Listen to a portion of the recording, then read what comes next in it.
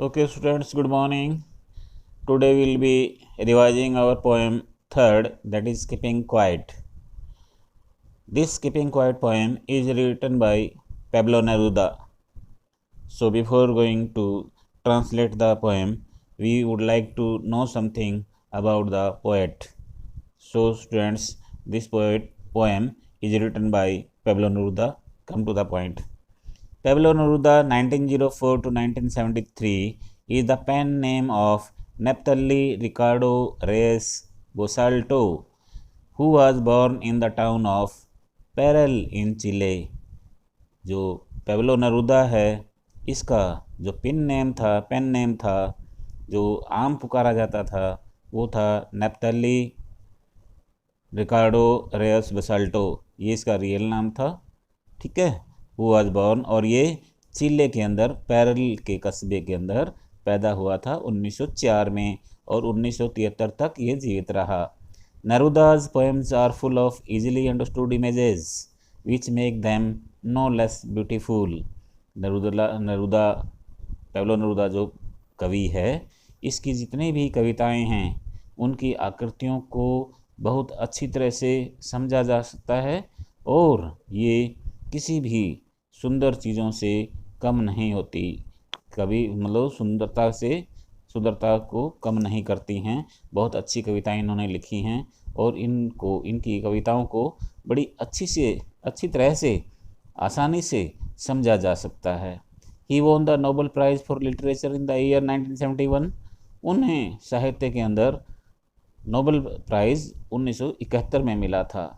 उन्होंने 1971 में साहित्य के क्षेत्र में नोबेल प्राइज़ मिला था। In this poem Neruda talks about the necessity of quite introspection. इस कविता के अंदर पेब्लो नेरुदा जो कवि है, वो किस प्रकार से आत्म मंथन की ज़रूरत होती है आदमी को, उसके बारे में बताता है। And creating a feeling of mutual understanding among human beings. और अपने आदमियों के मध्य किस प्रकार से आपसी समझौते अनुभव किए जा सकते हैं, किस प्रकार से हम लोगों के साथ आपसी संबंध बना के रख सकते हैं, किस प्रकार से उनके साथ बिहेव कर सकते हैं, ये सारे अनुभव इसके अंदर हम करते हैं। क्योंकि उन्होंने बहुत ही अच्छी ये कविता लिखी है कि जो इंट्रोस्पेक्शन है, आत्म मंथन है, वो मेडिटेशन है, वो किस लिए हमारे लिए आवश्यक है, उसकी ज़रूरत को समझाते हुए इन्होंने लिखा है। Before you read, what does the title of poem suggest to you. इस कविता का टाइटल जो है कीपिंग क्वाइट, आपको क्या सुझाव देता है। What do you think the poem is about. Poem किसके बारे में है, ये आप क्या सोचते हो कि ये जो कविता है किसके बारे में लिखी गई है। बच्चों, ये कविता जो है काफ़ी अच्छी है। क्वाइट इंट्रोस्पेक्शन के बारे में, नेसेसिटी ऑफ क्वाइट इंट्रोस्पेक्शन बताया गया है। इसमें मेडिटेशन करने की क्या ज़रूरत है, क्या क्या उसके लाभ हैं, हम आदमियों के साथ किस तरह से समझौता कर सकते हैं, उनकी भावनाओं को कैसे समझ सकते हैं, हमें किस प्रकार से व्यवहार करना चाहिए, किस प्रकार से हमें उनके साथ रहना चाहिए, ये सारी बातें इसमें बताते हैं। Now come to the point. Now we will count to 12 and we will all keep still. कवि कहता है कि अब हम 12 तक गिनेंगे। अब वो ये नहीं कहता 12 किलोग्राम है, 12 किलोमीटर है, कि ये नंबर है, संख्या है। वो केवल कवि ये कहता है कि अब हम केवल 12 तक गिनेंगे, और तब तक हम चुप रहेंगे, यानी हम बिल्कुल शांत रहेंगे जब तक हम 12 गिनेंगे। तो ये 12 गिनने का क्या फ़ायदा होगा, ये कवि हमें आगे बताएगा। For once on the face of the earth let us not speak in any language.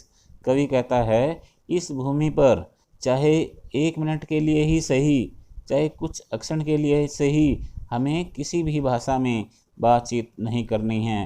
Let us stop for 1 second. हमें कोई भी 1 सेकंड के लिए चाहे सही, हमें कोई काम नहीं करना है। And not move our arms so much. और ना ही हमने कोई शारीरिक क्रिया करनी है। तो कवि यहाँ कहता है, चाहे 1 मिनट के लिए, 1 सेकंड के लिए ही सही, हमें किसी भी भाषा में यहाँ पर बात नहीं करनी है, कहीं कोई कार्य नहीं करना है और हम ना कोई शारीरिक प्रक्रिया करनी है। हमें इस ज़मीन के ऊपर 1 मिनट के लिए ही सही चुप रहना है। It would be an exotic moment without rush, without engine. We would all be together in a strangeness. कवि कहता है जब हम ऐसा कर लेंगे, हम किसी भी भाषा में बात नहीं करेंगे, कोई कार्य नहीं करेंगे, कोई शारीरिक प्रक्रिया नहीं करेंगे, इस धरती के ऊपर इसका जो असर होगा वो बहुत ही एक्सोटिक मोमेंट होगा। वो जो है अक्षण बहुत ही अच्छा होगा, बहुत ही सुंदर होगा, क्योंकि ना तो कहीं ज़्यादा भीड़ होगी, ना कोई मशीन चलेगी और ना ही कुछ कार्य होगा, ना आपस में लोग लड़ पाएंगे। तो अचानक जो है हमें अद्भुत ये पता लगेगा, अद्भुत हैरानी होगी कि हम सारे के सारे इकट्ठा हो पाएंगे, हम महसूस करेंगे, सारे इकट्ठा महसूस करेंगे। तो जब हम सारे इकट्ठा अपने आप को महसूस करेंगे तो ये जो अक्षण है बहुत ही अद्भुत होगा, अनोखा होगा। और इस प्रकार से जब ये अनोखा होगा तो अलग से ही इसका असर जो है हमारे ऊपर पड़ेगा। तो कवि कहता है चाहे 1 मिनट या 1 सेकंड के लिए ही सही हम बातें ना करें, हम ध्यान लगाकर ध्यान मगन में बैठ जाएं, मेडिटेशन करें, इंट्रोस्पेक्शन करें, उसका हमें बहुत सारा फ़ायदा होगा। उससे हम अंदरूनी शांति महसूस करेंगे तथा अचानक एकदम हम अनोखापन महसूस करेंगे कि हम सारे इकट्ठे कैसे हो गए। तो इस प्रकार से अचानक अद्भुत अनोखापन से हम महसूस करेंगे कि हम सारे इकट्ठे हो जाएंगे, क्योंकि सभी इकट्ठे होकर ये कार्य कोई नहीं करेगा, ना कोई मशीन चलाएगा, ना कोई भीड़ भड़ाका करेगा, ना कोई कार्य करेगा, ना कोई किसी भाषा में बात करेगा। तो इस प्रकार से जो ये क्षण है बहुत ही अनोखा होगा और इसमें हम सारे इकट्ठे महसूस कर पाएंगे। Fishermen in the cold sea would not harm whales, and the man gathering salt would look at his hurt hands. कवि कहता है जब हम इंट्रोस्पेक्शन करेंगे, जब हम मंथन करेंगे तो इसका जो असर है हमारे अंदर अवश्य पड़ेगा, हमारे मन को शांत करेगा। जब हमारा मन शांत हो जाएगा तो लोग अपनी आवश्यकता से ज़्यादा कोई भी चीज़ इकट्ठा नहीं करेंगे, वो उतनी ही चीज़ लेंगे जितने की उनको ज़रूरत पड़ेगी। यानी इससे उनको बहुत ही अनोखापन महसूस होगा और उनको शांति होगी अंदरूनी कि कोई भी एक्स्ट्रा मतलब फालतू चीज़ अपने घर में इकट्ठी नहीं करेगा। वो कहता है fisherman in the cold sea would not harm whales. जब हम मेडिटेशन कर लेंगे, इंट्रोस्पेक्शन कर लेंगे, आत्म मंथन कर लेंगे तो जितने भी मछुआरे हैं समुद्र के अंदर, ठंडे समुद्र के अंदर जितने मछुआरे मछलियाँ पकड़ते रहते हैं वो बहुत ज़्यादा मछलियाँ पकड़ते रहते हैं, लेकिन वो जब मंथन कर लेंगे, मेडिटेशन कर लेंगे तो उतनी ही मछलियाँ पकड़ेंगे जितने की उनको ज़रूरत होगी। ज़्यादा व्हेल मछलियों को हानि नहीं पहुँचाएंगे। And the man gathering salt would look at his hurt hands. और समुद्र से जो लोग नमक इकट्ठा कर रहे होते हैं, नमक इकट्ठा करके उसको बेचकर फालतू जो पैसा कमा रहे होते हैं वो भी ऐसा करना छोड़ देंगे।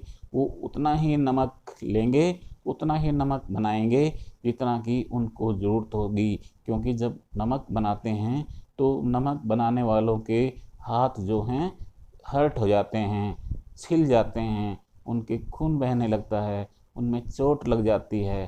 तो इस प्रकार से वो अपने हाथों की चोट की तरफ, घायल हाथों की तरफ देखेंगे और वो उतना ही नमक लेंगे, उतना ही नमक बनाएंगे जितने की उनको ज़रूरत होती है।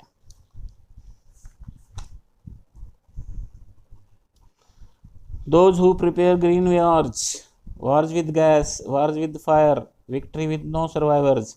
अब कवि कहता है पेबलो नेरुदा कि जो ये लोग हैं हमेशा उल्टा सीधा काम करते रहते हैं, ग्रीन वार मतलब धरती के साथ, धरती की हरियाली के साथ, अपने इस भूभाग के साथ छेड़छाड़ करते रहते हैं, जंगलों को काटते रहते हैं। इस प्रकार से जब वो मंथन कर लेंगे, आत्म मंथन कर लेंगे, मेडिटेशन कर लेंगे, तो वो भी शांत हो जाएंगे। वो भी जो लोग इस वातावरण के साथ छेड़छाड़ करते हैं, लगे हुए पेड़ पौधों को काटते हैं, वो भी नहीं काटेंगे। वार विद गैस, और जो लोग गैस के जो किसी भी प्रकार के, जैसे एटम बम परमाणु जो बम बनाते रहते हैं युद्ध के लिए, वो भी ऐसा नहीं करेंगे। वार्स विद फायर, और जो नए नए हथियार बनाते रहते हैं युद्ध को जीतने के लिए, विक्ट्री विद नो सर्वाइवर्स, वो भी कुछ नहीं करेंगे, क्योंकि वो ये समझ जाएंगे कि अगर युद्ध होता है और युद्ध में अगर उनकी जीत हो जाती है, विक्ट्री विद नॉन सर्वाइवर्स, जो विजय प्राप्त करेंगे, विजय प्राप्त करने के बाद उनके पास कोई भी आदमी बात करने के लिए नहीं बचेगा। तो वो किसके साथ बैठेंगे, किसके साथ उठेंगे, किसके साथ चलेंगे। Would put on new clothes and walk about with their brothers. वो इस प्रकार से जब वो आत्म मंथन कर लेंगे, वो इन सारी चीज़ों को छोड़ देंगे और इस प्रकार से नए नए सफ़ेद कपड़े पहन पाएंगे, जिनके ऊपर कोई भी धब्बे नहीं होंगे।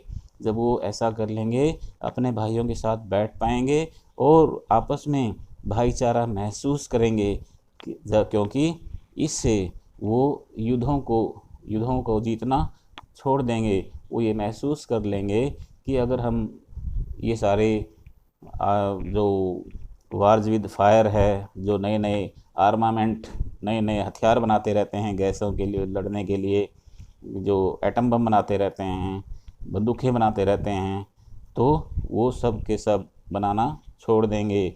और वो जब ये छोड़ देंगे तो वो बिना किसी धब्बे के प्लेन क्लॉथ्स, वाइट क्लॉथ्स पहन, सफ़ेद कपड़े पहन पाएंगे, जिनके ऊपर कोई भी धब्बे नहीं होंगे, और वो फिर अपने भाइयों के साथ बैठ पाएंगे और चल पाएंगे in the shade doing nothing. और इस प्रकार से वो सारे के सारे पेड़ों की छाया में बैठ जाएंगे और कुछ भी नहीं करेंगे, क्योंकि वो ये समझ जाएंगे कि हमारा मन शांत हो चुका है, इंट्रोस्पेक्शन का इफेक्ट हमारे ऊपर पड़ गया है, हमारे ऊपर आ चुका है। इस प्रकार से कवि इस आत्म मंथन की बहुत ही सराहना करता है कि इससे बहुत सारे फ़ायदे होते हैं।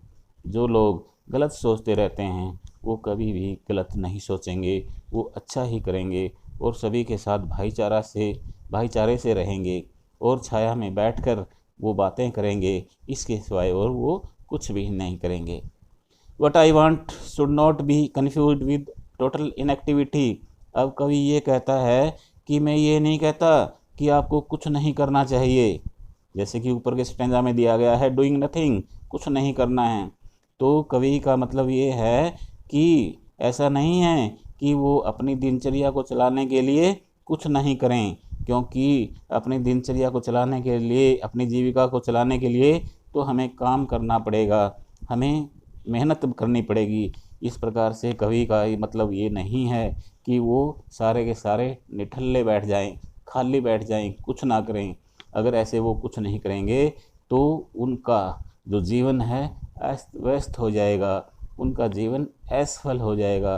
तो कवि कहता है मैं ये नहीं कहता, इससे कंफ्यूज ना हो, इससे गलत आपको फहमी नहीं होनी चाहिए कि आपको कुछ नहीं करना चाहिए। नहीं, आपको अपनी दिनचर्या को चलाने के लिए कुछ न कुछ कार्य अवश्य ही करना चाहिए। Life is what it is about. जीवन तो वही है कि आप जब कुछ न कुछ करते रहेंगे, नहीं तो ये असफल हो जाएगा, आप परेशान हो जाएंगे। I want no truck with death.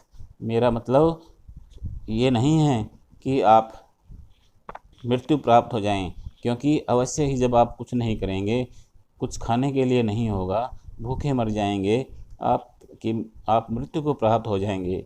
इस प्रकार से मेरा मतलब ये नहीं है कि आप खाली बैठकर मृत्यु को प्राप्त हों। नहीं, आपको अपनी जीविका को चलाने के लिए, आपको तरक्की करने के लिए जीवन में सारे ही कार्य करने पड़ेंगे।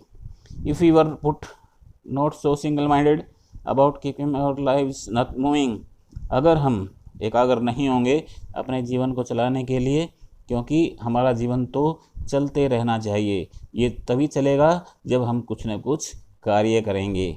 And for once could do nothing, perhaps a huge silence might interrupt this sadness of never understanding ourselves and of threatening ourselves with death। अगर हम ऐसा कुछ नहीं करेंगे तो हम अपने आप को एक दिन बहुत ही थ्रेटनिंग में डाल लेंगे। हमारा जो जीवन है बिल्कुल सफल हो जाएगा, मतलब कोई काम का नहीं होगा, और ये हम सैडनेस, उदासीपन फिर तोड़ भी नहीं पाएंगे, क्योंकि बहुत ही चारों तरफ चुप्पी ही हो जाएगी, सारी तरफ साइलेंस छा जाएगा, क्योंकि वहाँ हमारा जीवन जो है अस्त व्यस्त हो चुका है, हमने कुछ किया ही नहीं, और अपने आप को ऐसे कभी समझ नहीं पाएंगे कि ये क्या हो गया। इसलिए कवि ये कहता है कि मेरा मतलब जीवन में ये नहीं है कि आप कोई भी कार्य ना करें, नहीं, आप कार्य तो करें, क्योंकि कार्य करने से ही आगे हम सफलता प्राप्त कर पाएंगे। जो भी उदासियां हैं वो हमारे से दूर हो जाएंगी और अपने आप को हम समझ पाएंगे। लेकिन अगर कार्य नहीं करेंगे तो हम अपने आप को समझ भी नहीं पाएंगे और चारों तरफ उदासियां ही उदासियां हो जाएंगी, और हम जो मृत्यु है वो हमें बिल्कुल आकर थ्रेटन करेगी, हमारे को धमकी दे देगी, क्योंकि हम खाली बैठ गए हैं। इसलिए केवल कुछ समय के लिए ही मंथन करें, ऐसा नहीं है कि हम सारा जीवन अपना खाली बैठकर ही बिता दें। तो कवि ने बिल्कुल यहाँ पर एकदम स्पष्ट कर दिया है कि कुछ नहीं करने से मेरा मतलब ये नहीं है कि आप जीवन भर ऐसा खाली बैठे रहें, नहीं, आपको दिनचर्या को, अपने जीविका को चलाने के लिए कुछ न कुछ करना ही होगा। अगर आप खाली बैठ जाएंगे तो चारों तरफ उदासियाँ फैल जाएंगी और इसको आप समझ भी नहीं पाएंगे, और एक दिन ऐसा आएगा मृत्यु भी आपको थ्रेटनिंग दे देगी, आपको धमकी दे देगी। तो ऐसा ना करें, आप अपने जीवन को चलाने के लिए कार्य करते रहें। Perhaps the earth can teach us as when everything seems dead and later proves to be alive, क्योंकि कवि कहता है कि मंथन करने से हमें बहुत ही शांति प्राप्त होगी, अच्छा लगेगा। और जैसे पृथ्वी, अब जो ऊपर वाले स्टेंजे में कहा है उन्होंने कि दिनचर्या को चलाने के लिए हमने कुछ न कुछ कार्य करना पड़ेगा, जीविका चलाने के लिए हमें कुछ न कुछ कार्य करना पड़ेगा। ऐसा नहीं है कि हम कुछ ना करें, अगर हम कुछ नहीं करेंगे तो एक दिन मृत्यु को प्राप्त हो जाएंगे, तो ऐसा करने से हमें बहुत ही नुकसान हो जाएगा। वो कवि अभी ये कहता है कि ऐसा आप पृथ्वी से सीखें। पृथ्वी पर क्या होता है, शायद the earth can teach us, शायद पृथ्वी जो है हमें बहुत अच्छी तरह से समझाती है। कैसे?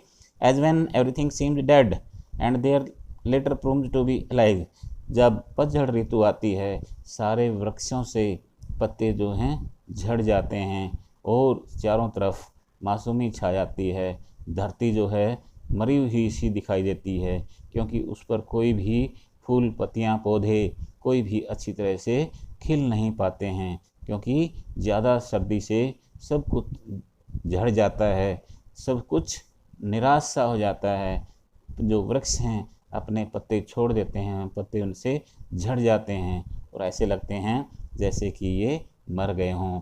लेकिन जब बसंत ऋतु आती है उस समय चारों तरफ हरियाली ही हरियाली हो जाती है, पेड़ पौधों पर नए पत्ते आ जाते हैं, फूल खिल जाते हैं और चारों तरफ खुशियाँ ही खुशियाँ दिखाई देती हैं।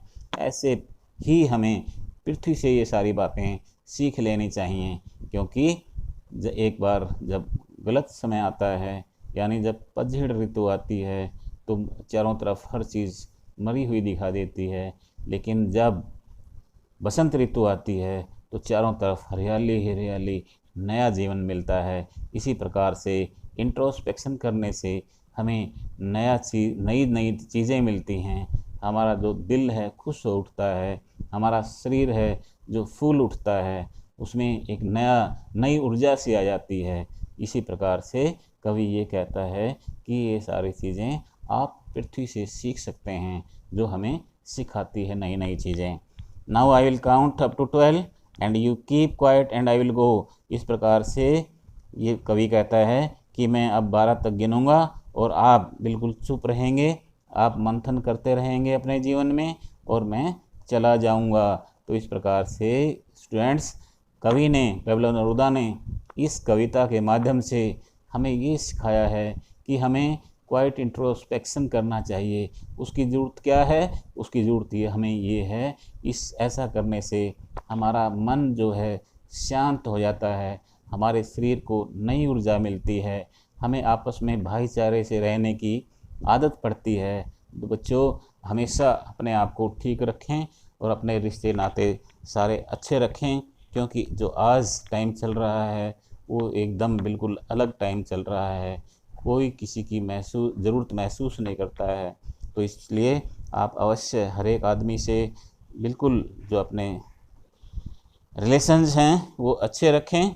और please revise this poem, learn the translation and word meaning. Okay, have a nice day. Thank you.